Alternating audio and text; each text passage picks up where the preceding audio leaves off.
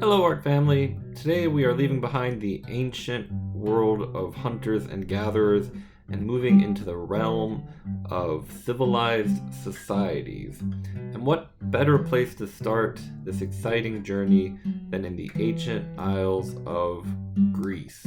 When you hear the term ancient Greece, you probably get certain visions of, giant warriors or drunken pagan orgies.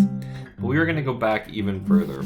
We are going to talk about the Bronze Age of Greece, before Zeus became the ruler of Mount Olympus, or Venus was born in the ocean.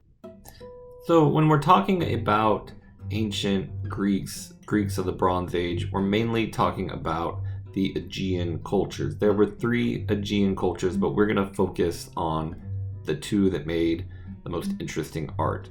The first one of those is the Manoan civilization. They lived on the island of Crete and flourished from about 1400 BC to 1100 BC. They left behind lots of artifacts, lots of tools, buildings, writings, things like that. But most important to us, they left behind quite a bit of remarkable art. The Minoan civilization was one of the first civilizations to master the art of fresco, that is the action of painting into wet plaster. Something interesting about Minoan frescoes is that the men are always color-coded as being a brownish red, whereas the women are always portrayed in white. One of the most famous examples of this style of painting is the bull leap. You can see the man depicted in the brownish red leaping over a bull, while 2 women depicted as white are cheering him on. The second and probably most important culture of the Aegean cultures in terms of art making is referred to as the Cycladic culture. They flourished on the islands of the Aegean Sea from about 3300 BC to 1100 BC, and they are really well known for these stone carvings.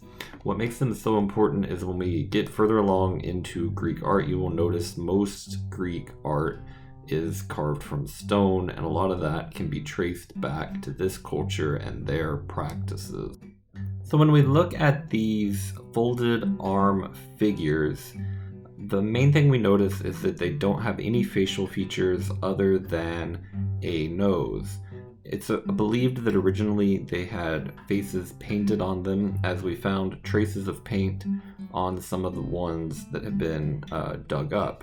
These were all found in tombs. When we discovered ancient burial grounds and of course dug them up, we found these inside, promptly stole them from the tombs, and sent them to museums around the world.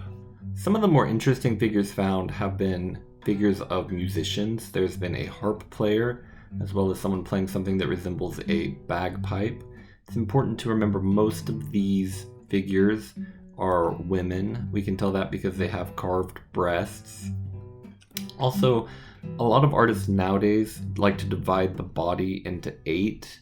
If you go back to the Cycladic period, they were actually dividing the body into 4. You can see the top section from the head to the shoulders would be 1, from the shoulders to the hips would be 2, from the hips to the knees would be 3, and from the knees to the feet would be 4.